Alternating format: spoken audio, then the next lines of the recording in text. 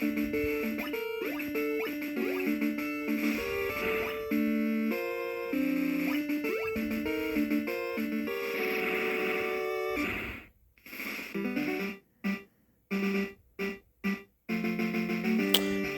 gamers, it's nice to have finally been able to make a video. Obviously, for today's video, you can see we are doing a review on Pokemon because it's its 30th anniversary today. A lot has came out today. Like, for example, today we had our Pokemon Day, Pokemon Presents, which of course 30th anniversary themed. We got a logo with every single Pokemon in front of the number 30, and also we got Generation 10 revealed. I will try and review as many of the Pokemon games as I can, but for right now, yeah, let's get into it. I see no better reason than to start at, well, the start. The start of one of the biggest, most profitable franchises ever, Pokemon. I'm gonna specifically be playing Blue version, as right under the TV on the right hand side you can actually see my original Game Boy cartridge of this. So yeah, let's just get into it, and I'll show you guys what this looks like. I can use my continue save. So here I am at Pallet Town. I have not a bad team, but whatever. This review isn't about what I have, it's about Pokemon and how far of a journey we've come. Certainly has been a long time, I can say that. 30 years definitely feels like a long time. I mean, I wouldn't know firsthand, but yeah. Man, it all started here. It's really crazy to think. There's a lot to say about this game, and I guess I can start off with, well, how it was made. So, it was made in 1996. Well, it was made through 1995 and 1996. By a very, very small team. And actually, there was one night where all the memory of Pokemon Red, Blue, all those games actually got erased. And so the project had to be restarted. Essentially restarted. And so if it wasn't for that, we wouldn't have gotten Pokemon. It could have been something entirely different. But yeah, that's a little insight on the development. Now I can show you guys. I'll just be playing some of my own.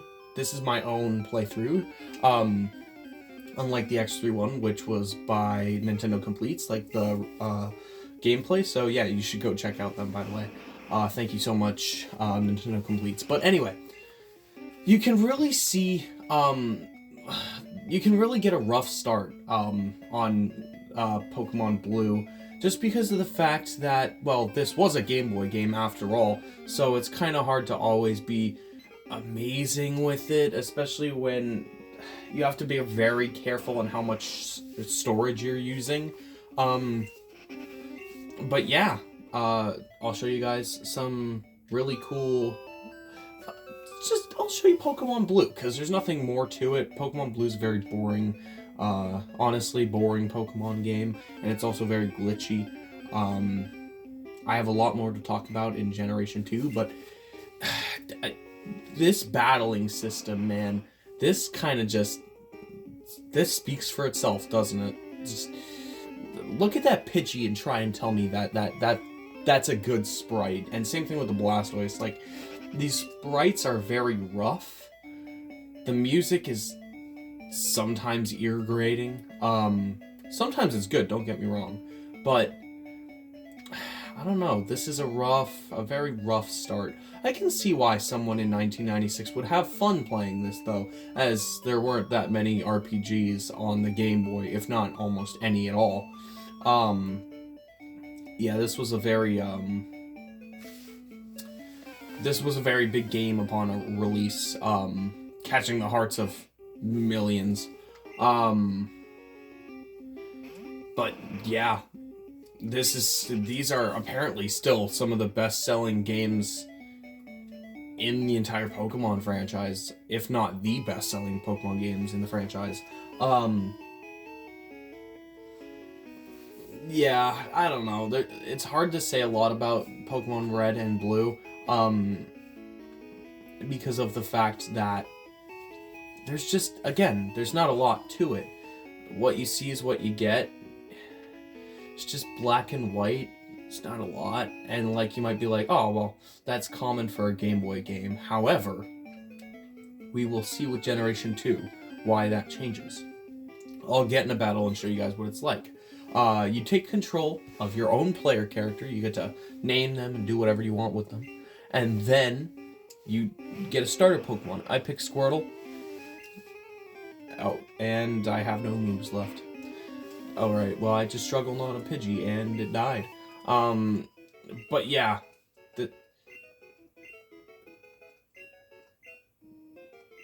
This is a very...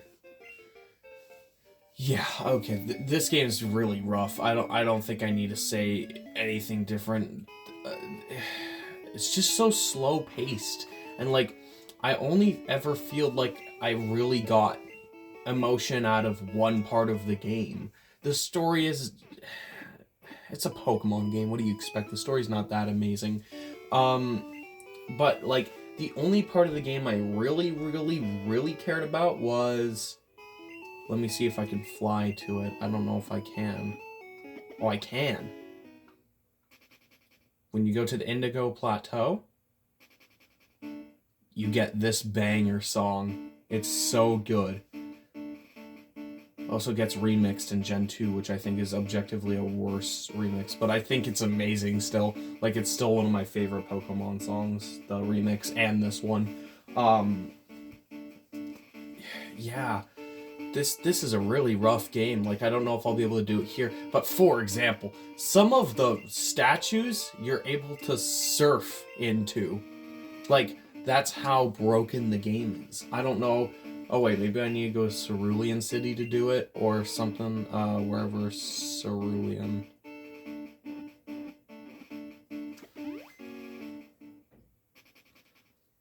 Because that's where Misty is, right? See, this ties back into why you need colors and distinction, because I can't tell where anything is. Also, yes it is, but I can't tell where anything is because it's so hard to tell. I'm pretty sure. So, oh, I'm in the wall now. See, okay, this is such a problem. Like, oh god, this is a problem. Oh wait, no, this is just floor. Okay.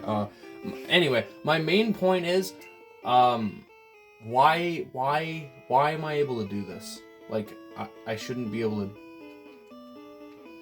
Why am I able to do that? I can surf inside the statue, which was not an intention of the game devs, I don't think. And like, look, I can even get on it here. Like, it's very, yeah, it's so glitchy. And don't even get me started on the missing no shit. Like, for example, I'll use Pidgeotto, and I'll go fly down to, where is it, Saffron? Cinnabar, that's where it is. So I go down to Cinnabar, and then we can go over to the side of the island.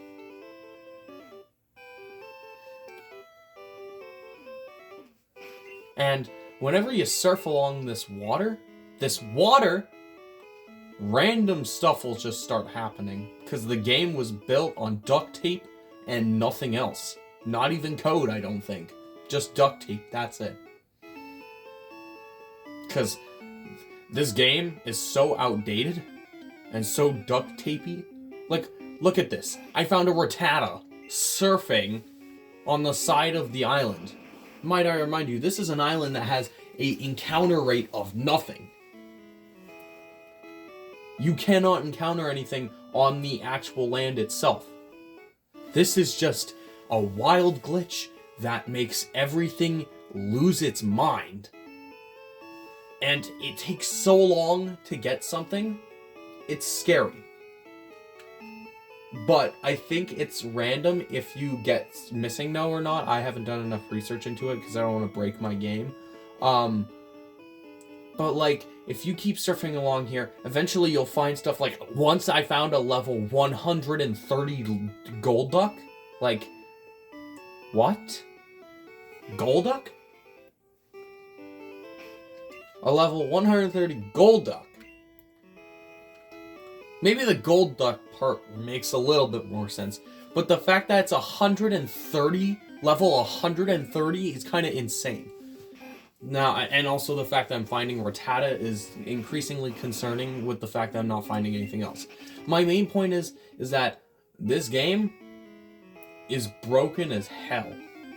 I don't know if there's something else different gonna show up. It'd probably just be Rattata for my luck. But like, this is very, very rough. This is so rough. A very rough start.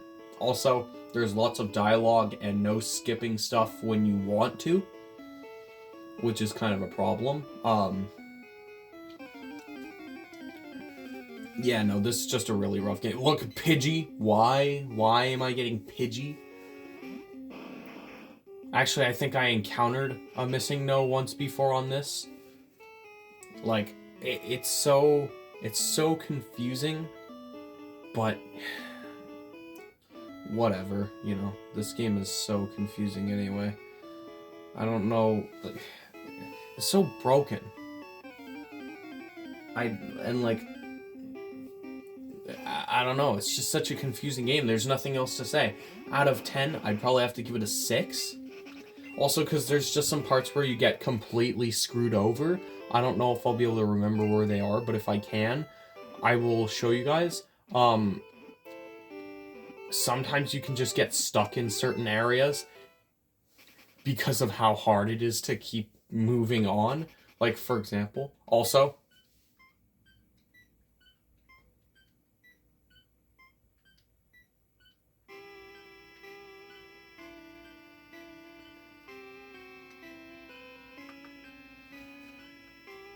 Anyway, there was a creepypasta about the song that made kids want to kill themselves. I don't know.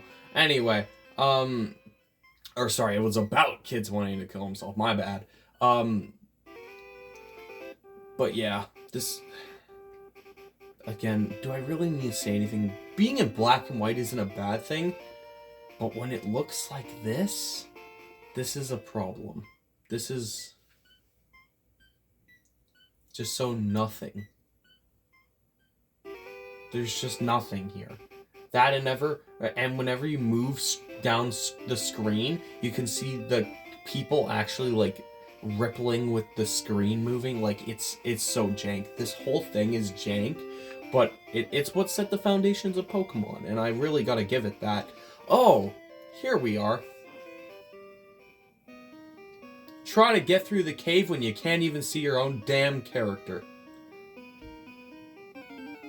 Oh god.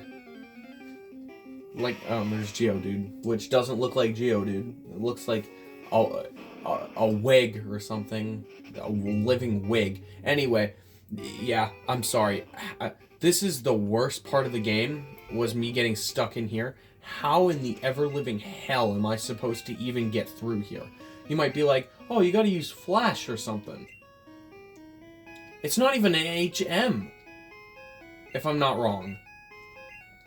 Oh, it is an HM. Okay, in this game it was. I didn't think it was. Okay, so let's just say you do use Flash.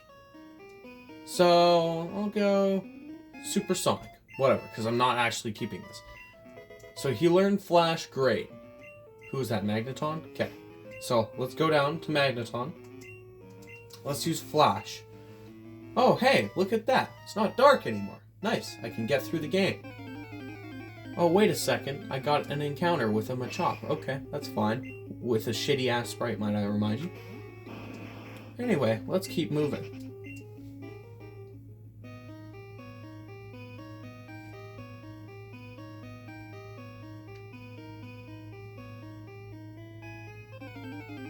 Oh, another encounter. A Zubat. great.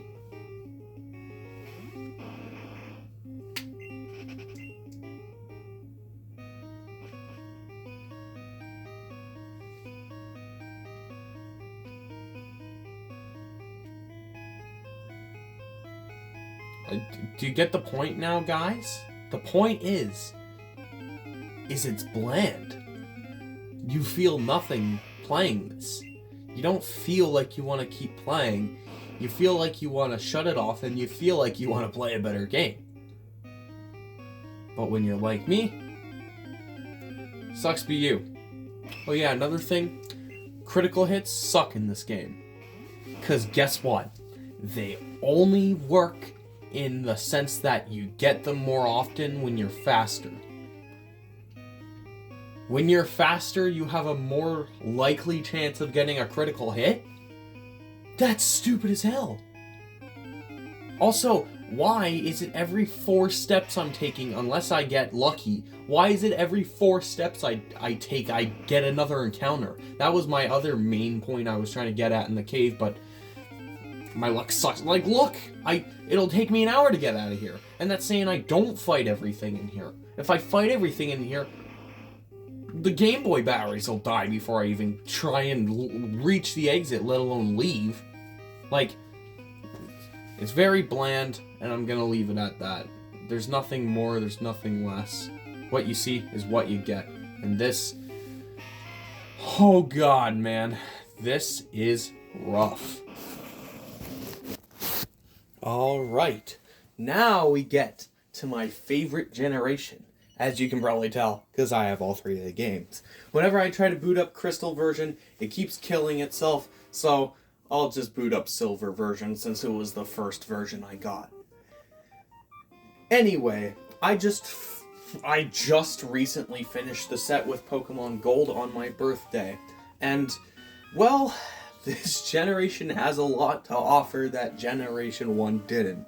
And, oh my god, it needed it more than ever. And, well, as you can see, we're finally in color. And oh my god, that might have been the most necessary thing ever. If not that, then, oh, I don't have much else to wonder. Oh god. Also, the animations are crisp. In the last game, well... last game didn't have animation, so we are on a whole new level. Animation, amazing sprite work, and actual damn color. Thank God we finally have color. But there's just so much to say. Hey, I mean, there's a new game, so I can, I suppose I can, play a little bit of it. Now that I'm starting at the exact start of the game, but yeah, I mean, objectively, you know, this is also subjective. I think the OST is way more diverse. It's way better. And the game overall is a lot less glitchier. Like, it is patched up to hell. Like, you have to go really far out of your way to find glitches. In Pokemon Red, Blue, Green, and Yellow, I'd even say, you just can just randomly find glitches everywhere, and it's kind of a problem. In this game, you take,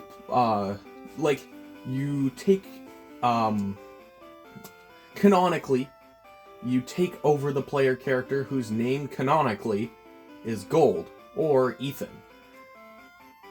Because they never want to say directly. So, here is Gold. I'll just say Gold because, again, Gold, Silver, Crystal. Anyway, so, yeah. There's a lot different about this game, as you can see.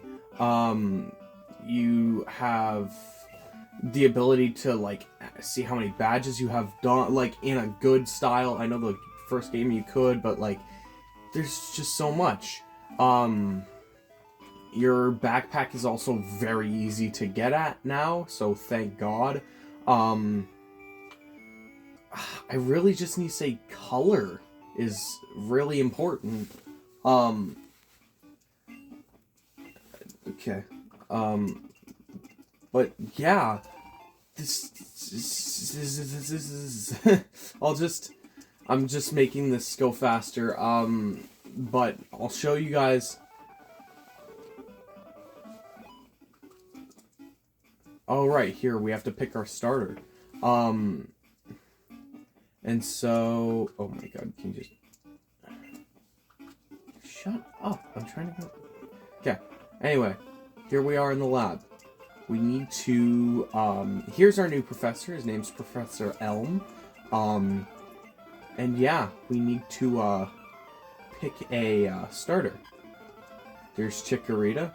I think over at the end is Cyndaquil. And then, my number one, my favorite starter ever, is Totodile. I've always loved him. He's always been my favorite since I got my copy of Silver. I have several hundred hours on Silver. I think I have like 350. And I actually have a few full-on shinies in that. Oh, speaking of! So, here's our rival, by the way. He's not a very good guy. He's kind of an ass. But anyway, we can go out into the grass, and immediately you can tell there's so many differences. First of all, the color is insane. The music is more initiating, and the sprites have been amazingly put together compared to the last game.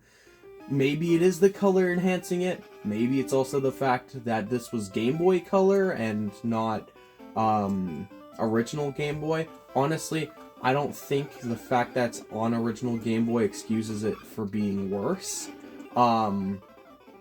If it's a Pokemon game, we're going to treat it as a Pokemon game.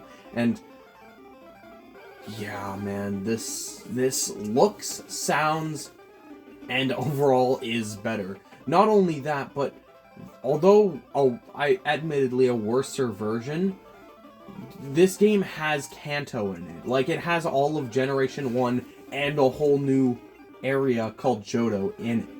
So, you're getting almost 2 games in one, which for 1999 is pretty good, but I don't know. Overall, I think this game is very good with its graphics and whatnot. I tried booting up Pokemon Crystal, but my game keeps on crashing whenever I do, and so I am just gonna ignore it and...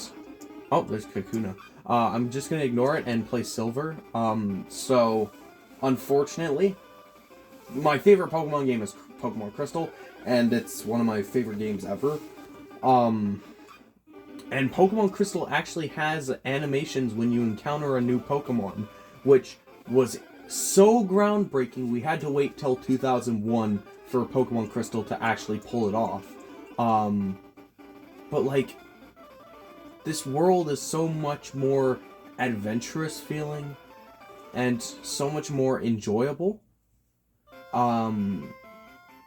compared to Kanto. I could never imagine going back to Gen 1 and being like, this is so much better than Gen 1. Again, this is going to be such a very small... This is more of a happy 30th anniversary video instead of a review on the games, but yeah, these games are amazing. Like, these 3 in specific are my favorite. I don't see that ever changing anytime soon. Also, the roster of new Pokemon are probably the best I've ever seen. They're just amazing. Personally, I think they're great. And not much else to say besides that. This game has a bunch of iconic tunes and is overall just way better than Generation 1.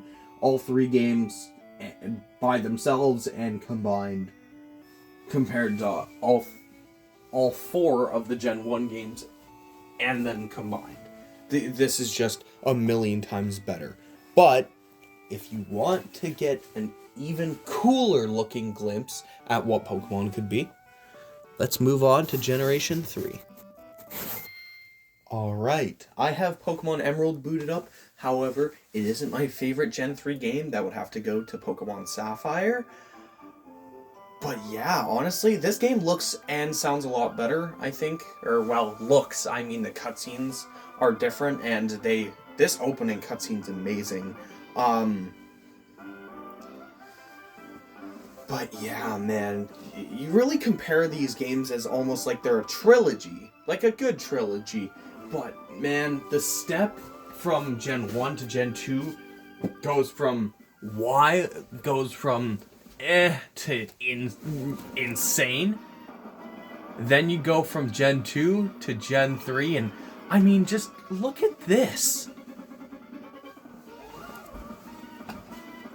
So much more eventful. And there's just so much more going on. And then the logo starts shining, and Rayquaza appears. This is just so cool. Let's get into the actual game, however. And, well, it's nothing really too new that we haven't already seen, but everything just looks so lively here. I'm gonna speed this up. Everything looks so lively here, and, like, you actually want to play it now compared to Gen 1 and arguably Gen 2, but, yeah, I don't know. So it's Seth. Okay, so that's just randomly generated? I don't know. Anyway, I forgot this guy's canonical name. But, yeah, you start out in the moving truck, and then you go outside. Hello, Mom. But yeah, you're a kid moving to Little Root Town, and yeah, it's just a cool looking place. Story, alright, story in Gen 2, it was mid. Story in Generation 3, however, it takes it up a notch. You have two rivalry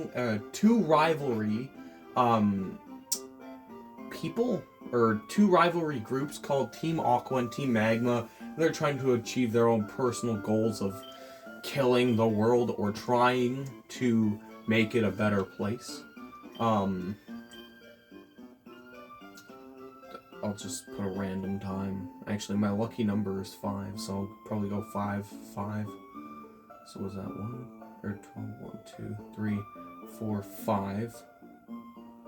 We'll go back a tiny bit. 5, 55. I'll go 555. So where's 55? Probably around right there. Yeah, I'll say 555. Okay, so anyway, that's not more. It just, the game looks really, really pretty. It really does. You can see the difference on the quality, and of course, since this was on a new console, you can really tell that it's on a new console. However, I think the reason I like Gen 2 more is because I just spent more time on it. I think if I spent more time on Gen 3, they'd be my favorite games, but this is just insane, man. I want to get to the, like I said, I've never played this on the console I'm playing it on now. I played on my Game Boy stuff, so like on original console, so none of my save information is here, so yeah, I'm just gonna have to play a tiny bit if you don't mind sticking around for that. But yeah,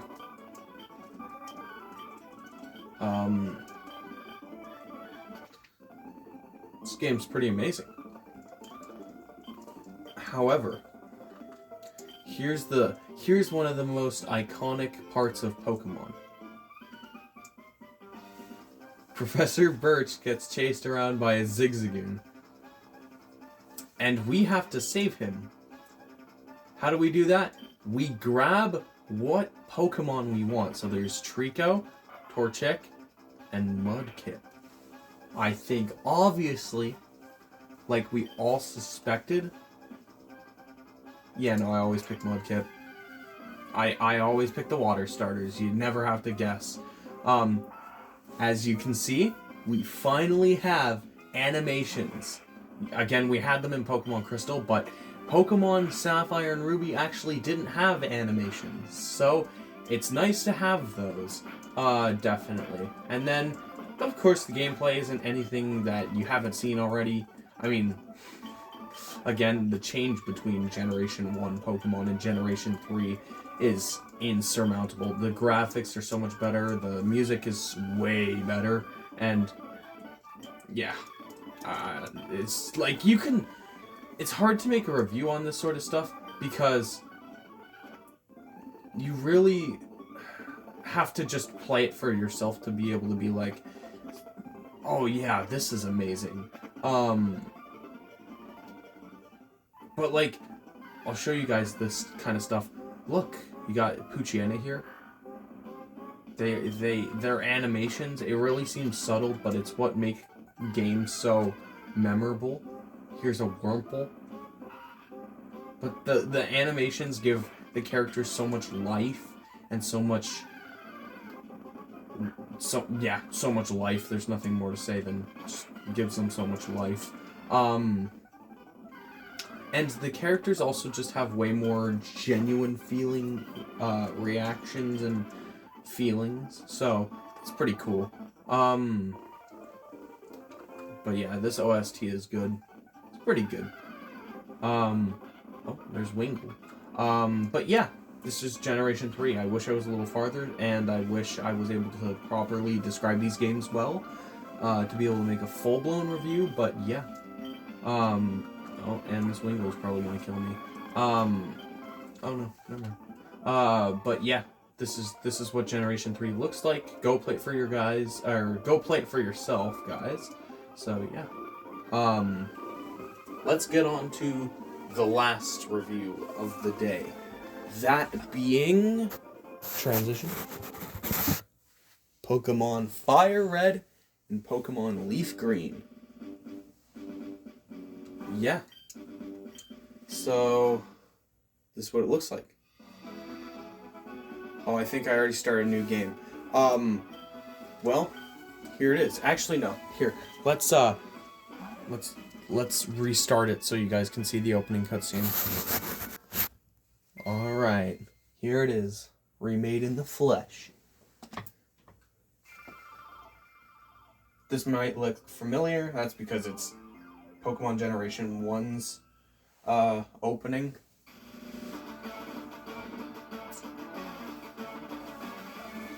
I've actually had the opportunity to play these, or to actually own this game before. And, like, I've been able to buy it before, but I just never had the money. And also, I pushed these games aside to get Pokemon Emerald. Because these games are not cheap nowadays, but yeah, I never got around to actually owning them, which is kind of unfortunate because I really do wish that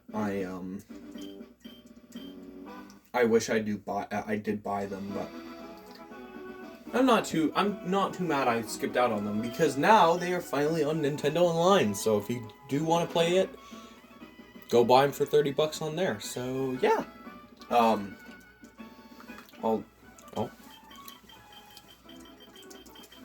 No. Get out of here. Yeah. Let's just keep going along. So here I am red.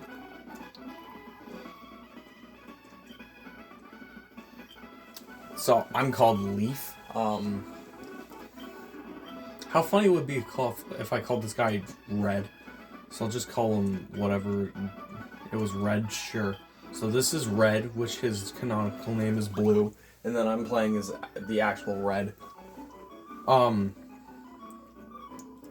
Yeah, you can definitely see a lot different compared to the Game Boy one. Also, they have an NES cameo, so that's cool. But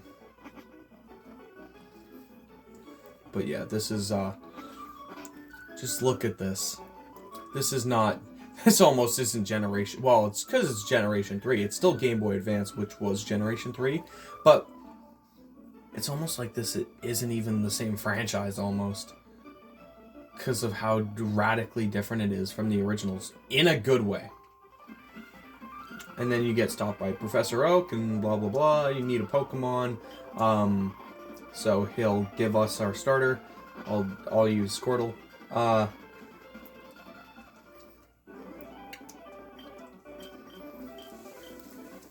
I'm sorry, these guys having different names than their canonical names is so weird.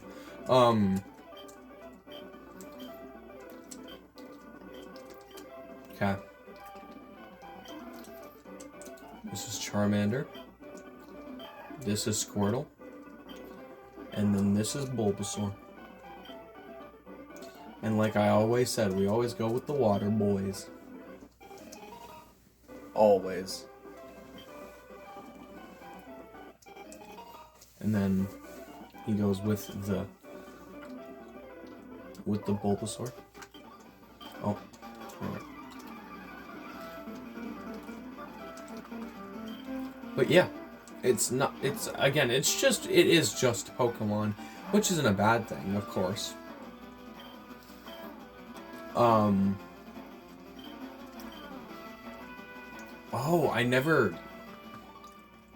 Oh, here, give me a sec. I never thought that... This is actually really cool. I've never actually played these for very long, so I never even noticed that this was really an intro. Like step by step by step. By the way, for those who don't know, Pokemon Emerald was released in 1999. Or 1999, oh my god. 2005, and then these games were released in around 2003-ish, I think. Which might be like, why we review the Gen 3 games first? Well, it's because this was a remake. So yeah, I just wanted to get the main trilogy out of the way. And then since this was ported on to the Switch, we can play this now on the Switch, so you know, if you want to, you can go play those there, if you're not an emulator type guy. But yeah, it's nothing more than what Gen 1 already was, so yeah, this is pretty awesome. Man, this video is lackluster. I hope my reviews get better. I'll probably start writing scripts and stuff, but even if I did write a script for this, the video wouldn't have been good either way, because I just don't have anything to say about these games. You really do have to play them for yourself to get the full experience to make you... Because there's just so much about it.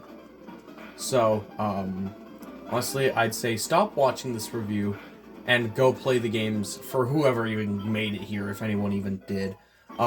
This was mainly just a showcase to how everything looked when it came out, but yeah. This is what everything looks like. You guys should go play these games. But yeah, I think that's end video. Side note, actually, I have a bunch of other Pokemon games. For example, here's Blue, Silver, Gold, Crystal, and, you know, there's Emerald, and, you know, I've already shown you those. But in here, I have Pokemon Y, I have Pokemon Ultra Moon, I have Moon, I have Pokemon Sword, etc., etc. I don't want to keep doing the review because, first of all, it's going to be really long, and also because I don't own some of the games. My friends are currently owning the cartridges, and I'm playing them there, so yeah, I don't really have the best showcase for all the games, but yeah, I can end it off here. Thank you guys for watching. Don't worry, the reviews will get way better in quality as the line goes down, and yeah, I hope you guys stick around to see the next review, which isn't until a little while from now, but yeah, peace out.